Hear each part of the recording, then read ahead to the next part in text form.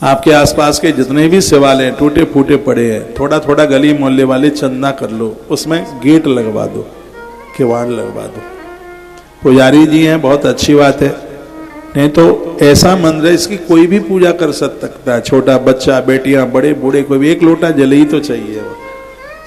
एक सूती वस्त्र ले जाओ, पहुंच करके फिर उसके ऊपर चंदन रोली ये लगा के आ जाओ।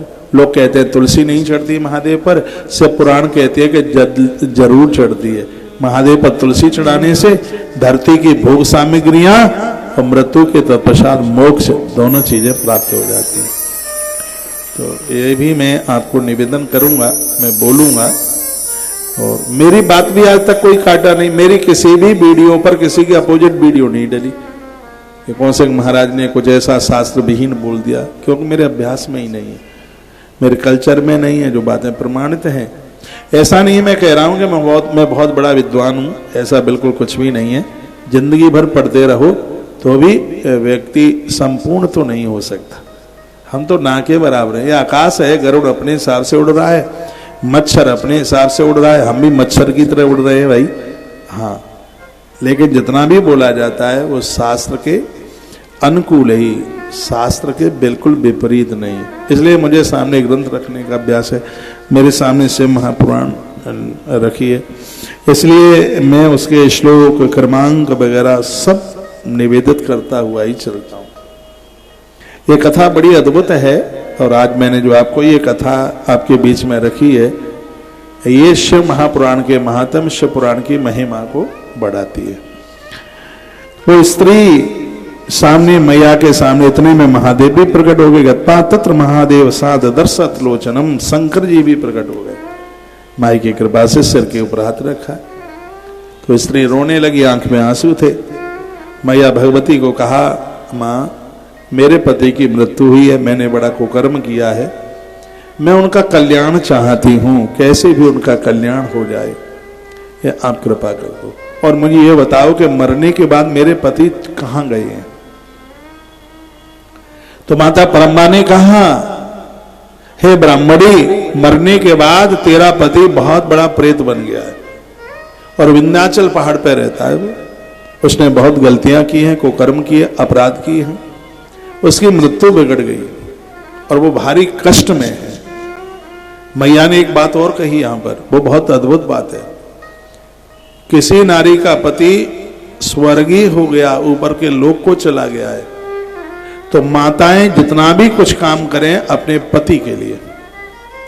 कहीं पत्नी दुनिया छोड़ के चली गई है तो पुरुष को भी चाहिए कि जो भी सत्कर्म करे वह अपनी पत्नी के निमित्त वह करे। वर्णन है ग्रंथ में कहा गया है। आप कहेंगे यहां किया गया वहां लगेगा, अरे लगता है, बिल्कुल लगता है। मां परम्बा की बात थी, कहा देवी बहुत बहुत धन्यवाद है कि तुमने अपने पति की इतनी फिक्र, इतनी चिंता की है। तो वो ऐसे ऐसे वो विंध्याचल पर है, रो पड़ी ये ब्राह्मणी और कहने लगी, मां मुझे मेरे पति का कल्याण करा दो, आपसे प्रार्थना, मुझे कुछ नहीं चाहिए, वो दंड मैं भोगूंगी, आप उन्हें मुक्त कर दें, ये आपसे प्रार्थना। आंख में आंसू भर आए। उसी समय मैया जी ने तुम्बरू नाम के गंधर्व को, इतना बड़ा विद्वान है संगीत में, तुम्बरू के नारद जी ने भी शिक्षा ली इनसे। कोई तो कहते हैं तुम्बरू ने उनसे शिक्षा ली, लेकिन मैंने पढ़ा है नारद जी ने संगीत सीखा। मैया जी का परम भक्त है, मां को बहुत मानता है तुम्बरू। तुम्बरू आए, मां को प्रणाम किया तुम्बरू ने और कहा हमारे लिए आज्ञा, अनुमति, बस आज्ञा कर दो। वो लोग बड़े भाग्यशाली हैं कि धरती ने जिन्हें सेवा दी है। बैठे बैठे तो खाना ही नहीं है, इंतजार बरकरार बना रहे कि हमें कोई आदेश मिले और हम लग जाएं। हो सके तो काम अपने आप पकड़ लेना, इस प्रकृति के लिए करते रहना। कुछ आपके आसपास मंदिर हैं, संस्थाएं हैं, उनमें जुड़ जाइए। हाँ, गौती तुलसी तपोवन गौशाला के साथ जुड़ जाइए। 1000 कमरे बस अब बहुत जल्दी बनने वाले हैं। हर 2-3 महीने के बाद आ जाओ, वृंदावन कोई ज्यादा दूर नहीं है। मैं भी जितनी स्पीड से मैं कथा कह रहा हूं, बाहर की कथाएं बहुत जल्दी पूरा करूंगा, फिर वहीं वृंदावन में ही कथा होगी। कथा तो जिंदगी के अंतिम श्वास तक होगी, तो वहीं होगी। अभी मैं आपके यहाँ आ रहा हूं, वो तो बदला है, फिर आपको आना पड़ेगा। बहुअर कुछ कहें तो धमकी दे देना, खबरदार कल की छोकरी मुझे डांट लगाती है, वृंदावन चली जाऊंगी। तुलसी तपोवन मठ हमारे लिए जिंदाबाद है, और यहाँ के दरवाजे आधी रात को भी खोले रहेंगे, बंद नहीं होंगे। आपको समय वहां निकालिए, ठाकुर जी के दर्शन, बिहारी जी के दर्शन कीजिए, चकाचक गौ माता का दूध पीजिए, मठा पीजिए, क्योंकि यहाँ कुछ बिकता तो है ही नहीं है। राम जी की चिड़िया, राम जी का खेत, और खावरे सगरे भर भर पेट। यहाँ तो सब कुछ राम जी का, सब कुछ भगवान का है। हाँ, जब हम आपके हैं तो हमसे जुड़ी हुई ये सब चीजें भी फिर आपकी ही हैं।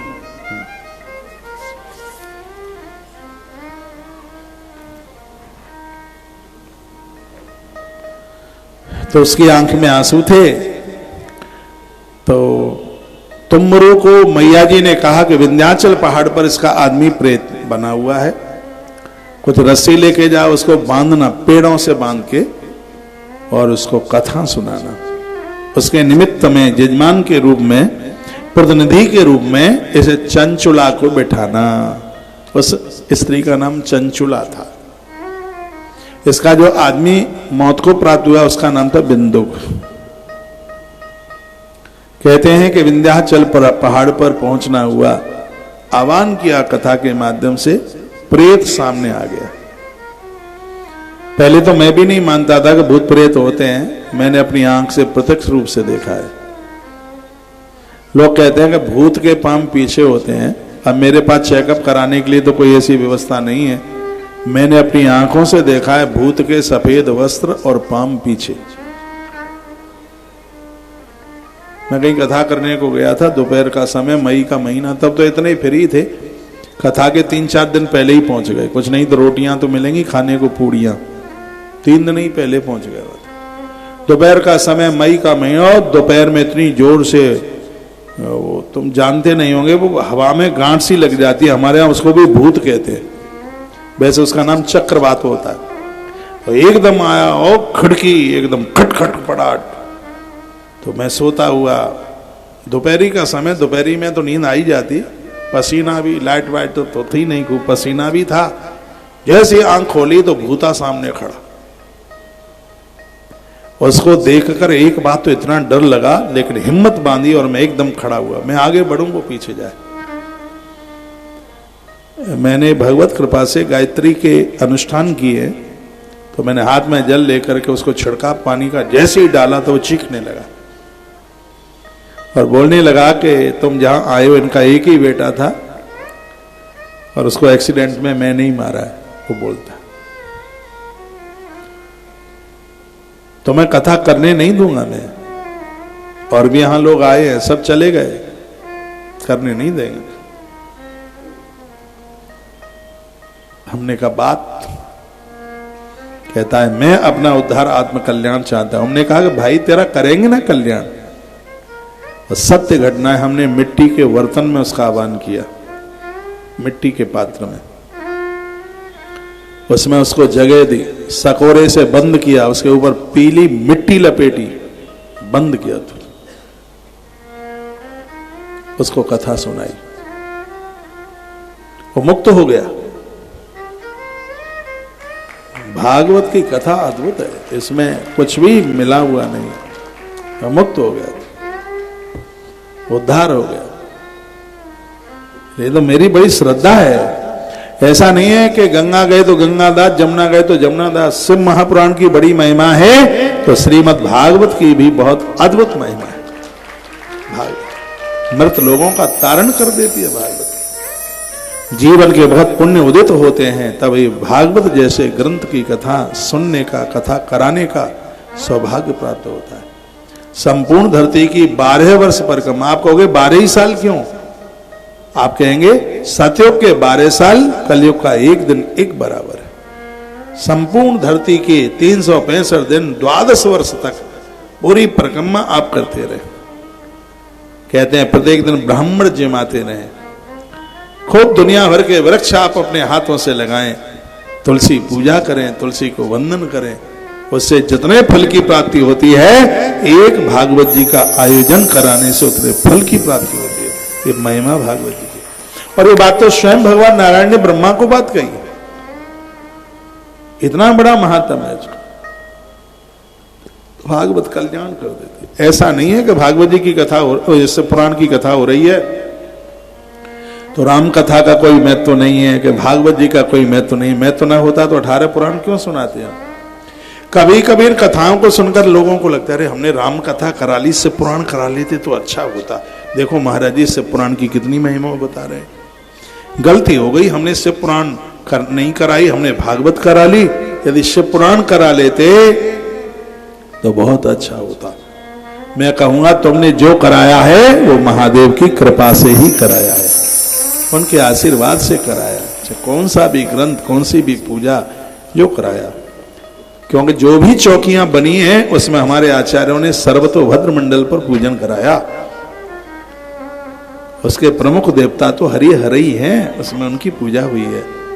उनकी पूजा के बिना तो कहां को समय, भक्ति नहीं मिलती उनकी पूजा के बिना। आइए आचार्य जी के हाथ में माइक है, कुछ सूचनाएं सुन लीजिए। एक बार मैं फिर कह दूं, यहाँ के भंडारे के लिए जो भी आप राशन ला रहे हैं, ला के आ रहे हैं, लेके ये आ जाना। आटा ले आना, चीनी ले आना, दाल ले आना, मसाला ले आना, चावल ले आना। चावल अच्छा वाला लाना, नहीं तो वहीं पानी में घुल जाएगा। तो सामने वहाँ कार्यालय है, वहीं लाके, यहाँ तक लाने की जरूरत नहीं है। बस 2 मिनट में आरती हो रही है, आप जानते हैं आरती अलाय वलाय सब खत्म करती है। तो अब 2 मिनट में बस आरती करके फिर चले जाइएगा। हाँ, आरती करके जाओगे तो साइकिल भी पंचर, मोटरसाइकिल पंचर नहीं होगी। हाँ, आरती करके जाइए ना, अलाय बलाय तो सब आरती ले लेगी अपने ऊपर। मुझे कोई ऐसा स्वार्थ नहीं है आपके रुकने से, लेकिन महिमा मैंने पढ़ी है, ज्यादा